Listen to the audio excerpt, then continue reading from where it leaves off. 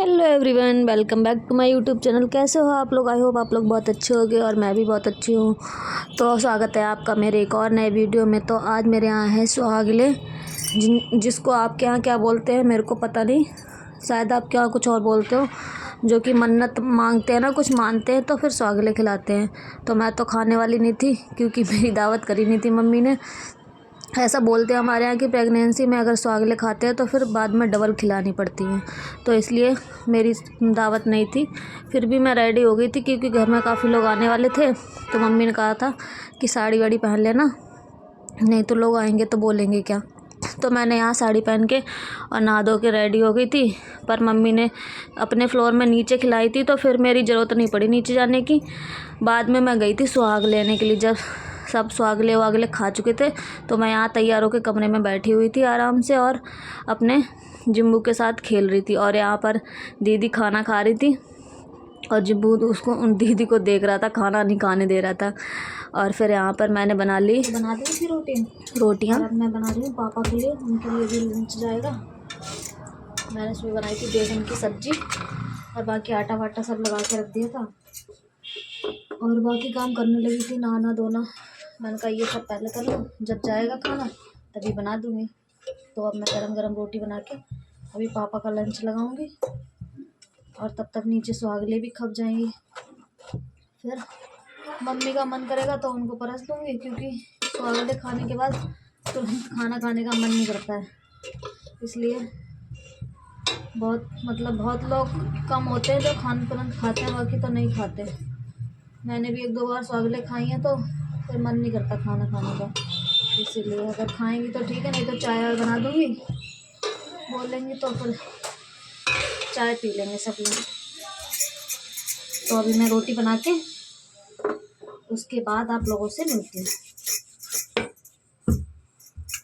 और अगर चाय बनेगी तो दिखाऊंगी कि कितने लोगों की चाय बनती है, सबके लिए बनेगी या फिर खाली मम्मी अपने लिए बनाएंगी, देखते हैं वो सब। दीदी ने यहाँ चाय नाश्ते की ट्रे लगा दी थी और 10-12 लोग थे चाय के लिए। तो सबके लिए मैंने यहाँ चाय बनने रख दी थी। मैं यहाँ पर चाय बना रही थी, दीदी ने सबके लिए गिलास और नमकीन बिस्कुट सब कुछ लगा के रेडी कर दिया था। वो जो चाय वाला होता है वो कैसे है? तो यहाँ पर दीदी मेरे से कुछ बातें कर रही थी और हंस रही थी, बोल रही थी जल्दी जल्दी चाय बनाओ। तो मैं उनसे बोल रही थी कि जल्दी चाय नहीं बन पाएगी क्योंकि चाय धीरे धीरे बनती है तो ज़्यादा अच्छी बनती है। और एकदम से आप तेज़ गैस करके खौला दो ना तो उस चाय में कोई स्वाद नहीं रहता है। ये बात तो है। ऐसा मेरा मानना है और मेरे को मतलब मेरा स्वाद भी यही कहता है कि चाय को धीमे धीमे ही पकने देना चाहिए। किसने बोला? अगर ज़्यादा जल्दी है तो आप अर्जेंट में बना सकते हो, ऐसी कोई बात नहीं है, लेकिन अगर धीरे धीरे बनती है तो ज़्यादा अच्छी बनती है। फिर भी मैंने जल्दी बनाई दी थी क्योंकि अब लोग बैठे इंतजार कर रहे हैं तो फिर उनको धीमे धीमे पका के शाम तक तो नहीं दे सकते ना। तो फिर यहाँ पर सारी चाय मैं इन गिलासों में छानने वाली थी, तब तक दीदी इनमें से कम कर रही थी खाने पीने का सामान क्योंकि मैं चाय बना रही थी और दीदी अपना खाने पीने पे ध्यान दे रही थी। पर कोई नहीं, चाय बन रही थी यहाँ पर आराम से और दीदी बार बार बोल रही थी जल्दी बनाओ नहीं तो मम्मी नीचे से बोलने पे लगेंगी।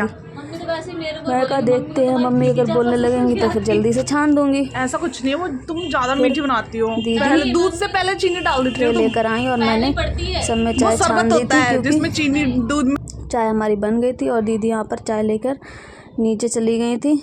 सब लोग नीचे ही बैठे हुए थे, मैं ऊपर थी। जब सब लोग चले जाएंगे तब मैं जाऊंगी वहाँ पे सुहाग लेने का। मतलब वो होता है सिंदूर और बिंदी चूड़ी, जो सुहाग का सामान होता है वो ले लेते हैं पैर छू के भगवान जी के। तो यहाँ पर फिर मैं लेकर आई थी। उसके बाद मम्मी ने जलेबी दी थी तो हम लोग बहुत देर से इंतज़ार कर रहे थे जलेबियों का। फिर मैं यहाँ पे बैठ के जलेबी इंजॉय कर रही थी क्योंकि आजकल मेरा मीठा खाने का बहुत मन होता है। तो यहाँ पर जलेबियों का मैं सुबह से वेट कर रही थी। मैं सोच रही थी जल्दी से खप जाए सुहागले, फिर मैं जलेबी खाऊंगी। और उसके बाद जलेबी खाने के बाद फिर मैंने खाना खाया और यहाँ पर मैंने फ्रूट्स खाए। और आज का ब्लॉग यहीं एंड करते हैं। वीडियो अच्छी लगे तो लाइक, सब्सक्राइब एंड शेयर।